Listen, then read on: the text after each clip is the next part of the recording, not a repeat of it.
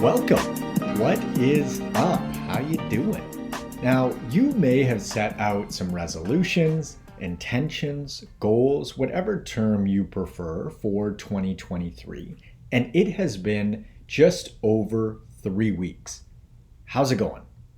When you said, I'm going to X, Y, and Z this year, how did it feel?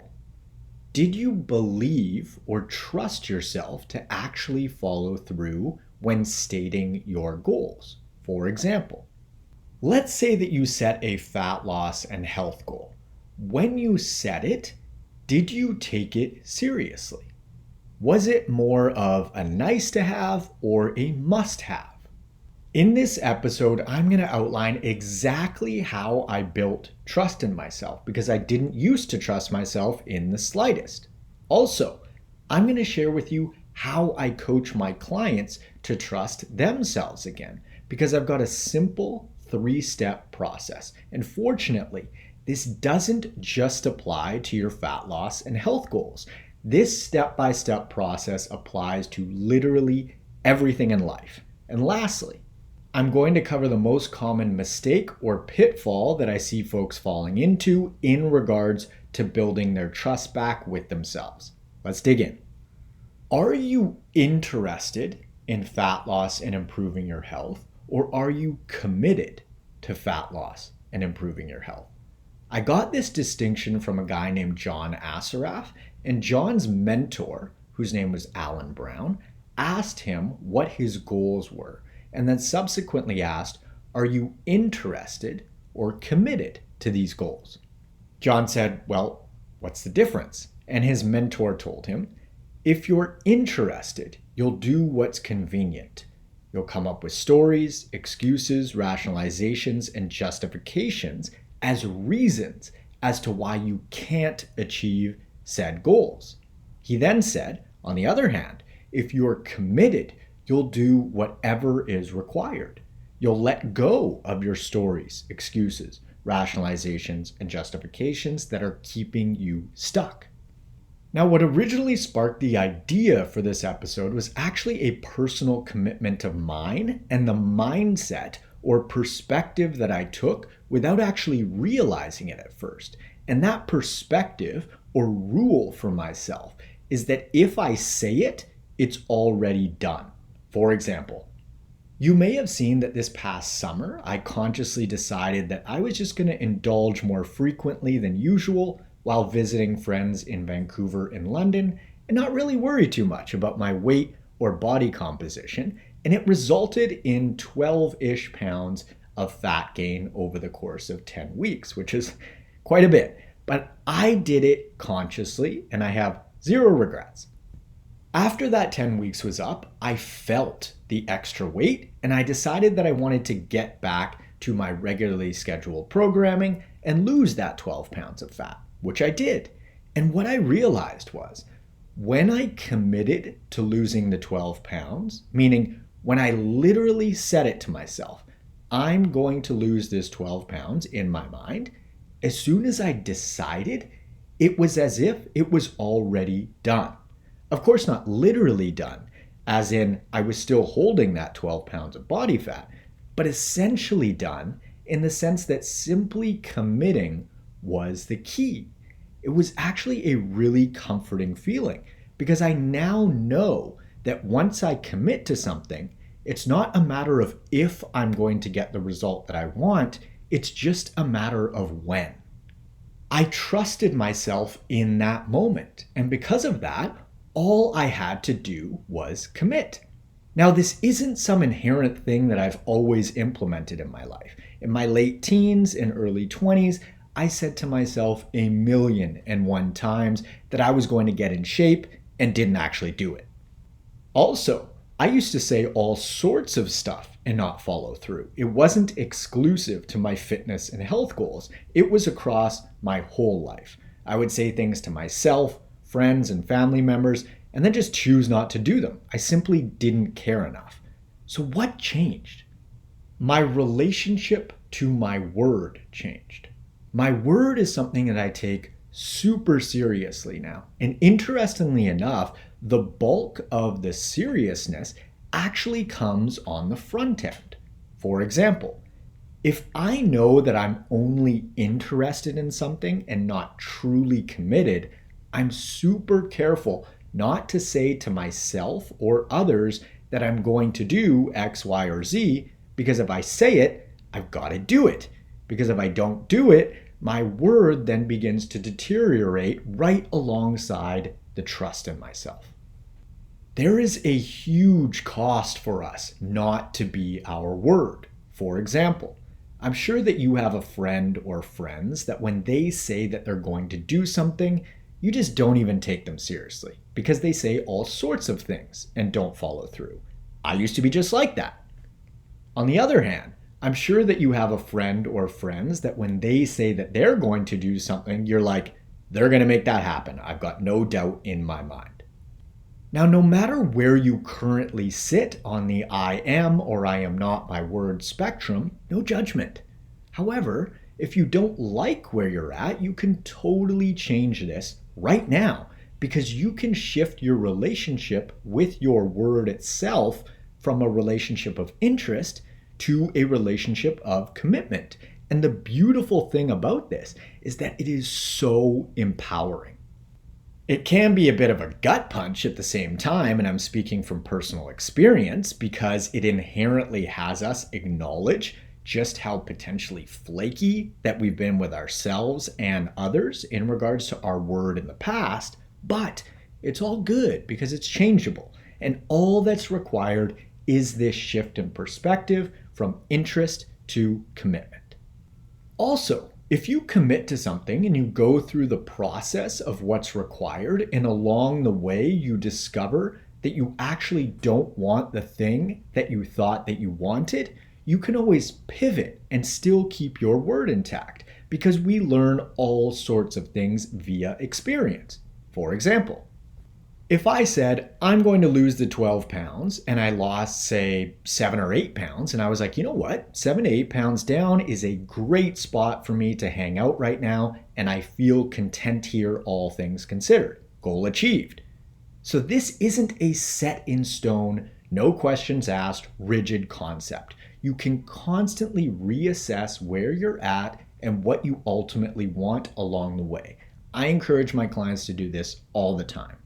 But there is a huge difference between reassessing along the way as you get closer and closer to the outcome that you want versus letting stories, excuses, rationalizations, and justifications creep in and take over. So just be aware of that. Okay, now let's get to the 3 steps. Step number 1, be very careful with what you commit to, and not careful as in timid, but careful as in full of care. For example, if you want to lose 15 pounds, when you commit to losing 15 pounds, you're simultaneously saying yes to all of the things that are required to lose that 15 pounds, which is without a doubt nutritional changes and most likely more movement and prioritizing sleep alongside that if you don't have those areas buttoned up already. Now, if you're not willing to modify your nutrition first and foremost, as well as your movement and sleep habits, just don't say that you're going to do it, because every time we say that we're going to do something and then fail to follow through, we weaken our word and therefore our trust in ourselves. Every time a friend, family member, boyfriend, or girlfriend tells you that they're going to do something and then they don't, the less and less you believe what they say, aka trust them. And the exact same thing happens with ourselves. So be careful, i.e. full of care, right out of the gate, because this is really where we make or break this whole trust dealio. Also, this works both ways, right? When you commit or say that you're going to do something and then you do it, you strengthen your word and you build trust in yourself.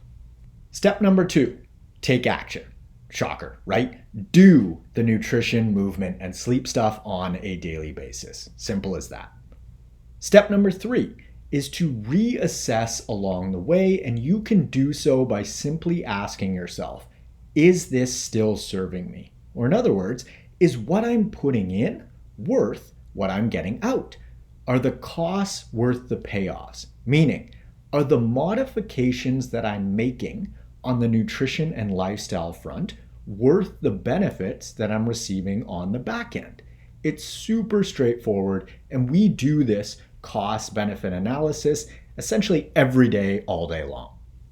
Should I go for a walk or not go for a walk? Well, it's raining and I don't really feel like getting wet, but I do want to get my steps in. My back feels funky when I don't, and it always makes me feel better, so I'm going to go for a walk. The payoffs outweighed the costs. This is how we decision make. Now, as you complete this process over and over in any area of your life that you choose to apply it to, you will build trust in yourself. There's no way around it because you say it, you do it. You say it, you do it. You say it, you do it. And you can think about it like casting votes for the type of person who you want to be. And so every single time that you say something and then you follow through on your word, you're casting a vote for a trustworthy version of yourself. And just know that if you've broken that trust, it will take some time to repair it and build it back, but it is absolutely doable.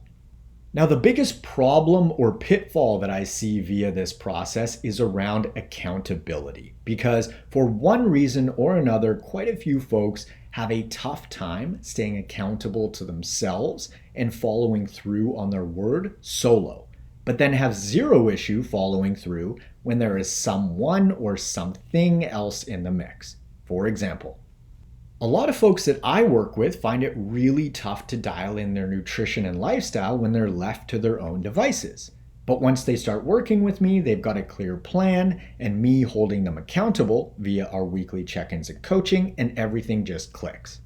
Another example is someone who has a hard time showing up to the gym for self-guided workouts, but finds that going to classes where they're guided and just told what to do, super easy to follow through on. One more quick example. A client of mine goes to a gym where if she signs up for a class and doesn't go, they actually charge her extra money. And so she signs up for all of her weekly classes ahead of time, and that financial penalty keeps her accountable. External accountability can be an awesome bridge or even a long-term strategy to set yourself up for success. Because if you're just banging your head against the wall in regards to following through and being your word on your own, you may really benefit from external accountability. And it doesn't mean that you're weak or somehow an inferior human. I've mentioned this before on the pod. I have you to stay accountable to, because no one wants to work with an out-of-shape nutrition and lifestyle coach. My business and you help to keep me on track, whether you're aware of it or not. So, gracias. So on the accountability front, just be honest with yourself. Know where you're at, and who cares if you need some external accountability to get you to where you want to go. The most important thing is just that you get there, right? Nobody cares if you needed some support along the way. Like, do you want to do it on your own and make it all happen by yourself? Or do you just want to get results? Results are what we're after. Quick recap. Interest and commitment are two completely different things. When we're interested, we only follow through when it's convenient. But if we're committed, we put our stories, limiting beliefs, justifications, rationalizations, etc. to the side and just make that shit happen. The 3-step process. Step 1, take a lot of care on the front end as far as what you commit to, because your word and therefore your relationship with trust is at stake. Step 2, action. Actions speak even louder than words. This is where you back it up. Don't just talk about it, be about it. Step 3 is to reassess along the way by asking yourself, is this still serving me? And lastly, if you need some external accountability to build your trust back in yourself, or if you just want to expedite the process, get it. There's no shame in it. Nobody cares. The results are what matter. If you're interested in applying for one-on-one nutritional coaching and or workout design with me, you can click the link in the description below or head on over to n1fitness.com/coaching. On Instagram, I'm at N1Fitness. On TikTok, I'm at the N1 Fitness, and on YouTube, I'm at Marcus Sadu. Feel free to leave us a review on your favorite podcast platform if you'd like to, and be sure to hit the subscribe button. Thanks so much for tuning in. I hope that you found this episode useful, and I will catch you on the next one. Adios.